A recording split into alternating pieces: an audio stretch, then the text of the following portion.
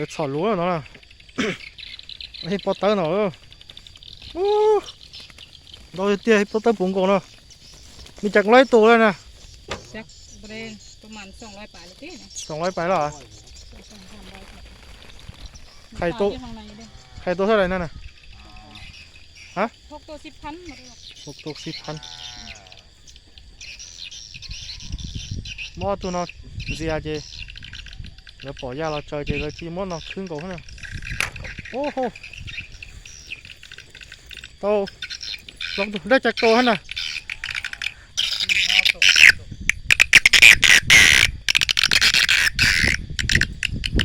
nhưng gì hết tiêu nó thì tin thế chưa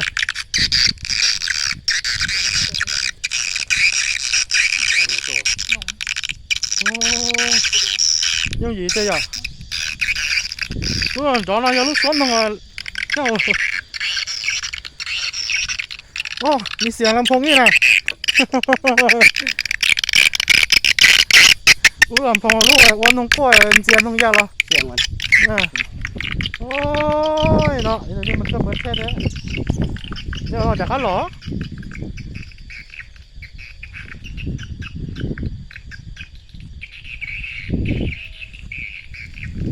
tụi bạn thợ đã chị chú cứ rồi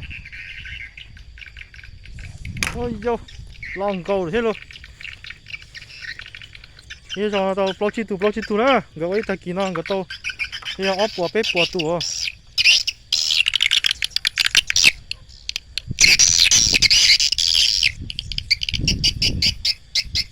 giờ tôi thải cho liền nó chị còn cái chốt không hả trên đều của nó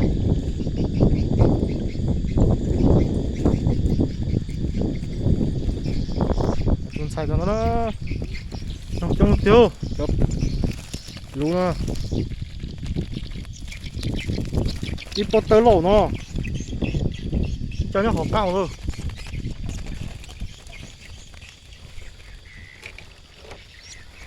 cóเคยมาเอาหรอ เคยมาอยู่อันนี้5กับ S ตัวนี้ไอ้ลุ่มพุโอ้ยหมันแท้หมันว่าเนาะมื้อนี้ไม่ได้กินข้าวเช้าเลยเหรอ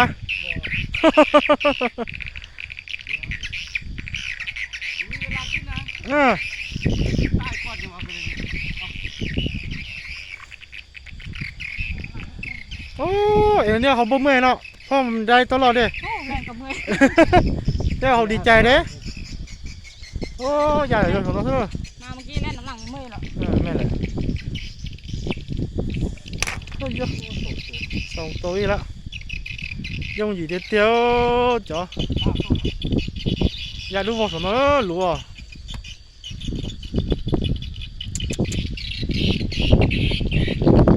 nó kia rồi đây là nó bắn chưa thôi nào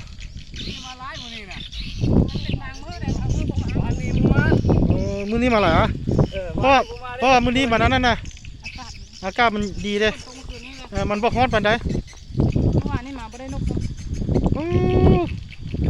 มื้อนี้มื้อเฮาแท้ๆเนาะได้ตรงแล้วจ่อย่างเราเจนึงพวกเราตีพวกเราเจบังโกโลบังโกโลตัวเนี่ยมาเกะตัวเนี่ยมาชาดิชาเกะดูลูเถอะเกะมาต่อเกะดูลูเถอะจะถ่ายจะเรียนเราโมเดลเราเป็นแล้วจะต้องเป็น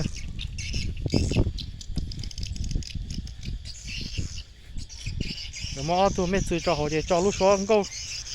เช่ลูกช้อนเรามาลูกช้อนน้องพ่อได้เรื่องแค่เคยเนาะ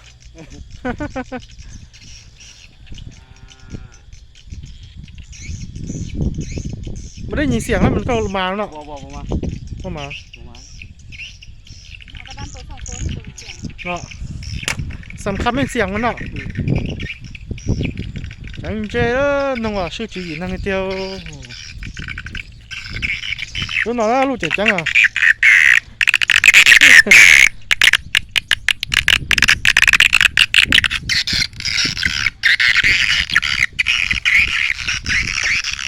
ทำมอตัวปานอนช้าแต่นอนจีก็เป็นนอนจีจะรอช่วยกันเต้ตัวจีเอาเดี๋ยวนอนจีกันบ้างจีรู้จีก็โอ้น้องไม่รู้อ่ะเนี่ยพอรอเกี่ยวนอนซึ่งจะฆ่าโชว์เกี่ยใช่ไหมโอ้บ่เป็นไปกินข้าวกันนะ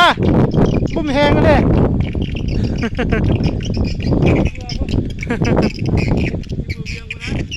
มือเวียงมาละ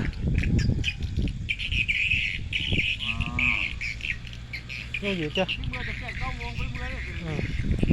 อยากกินนะตอนนั้นกูไถเลยเลยไถคอตอนเด็กกูเรียนเลยกูก็ใช้เอาดูดีมากนะดูนะใส่น้ำมันสิบกวนวะโอ้จีโตช็อก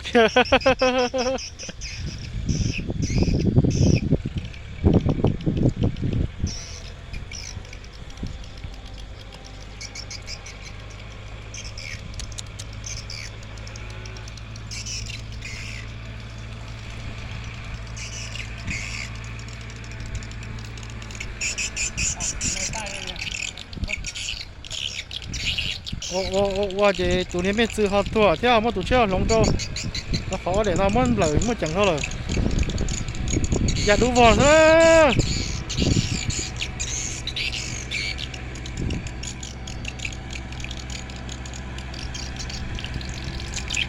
都忘说。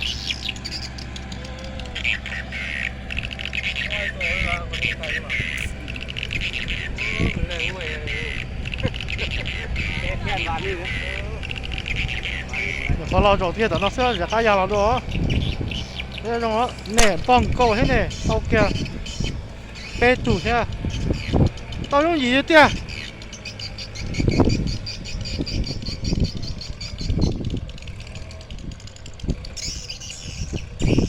โอ้สอยเราเนี่ยใช่ไหมยังไม่ใส่เลือดอ่ะ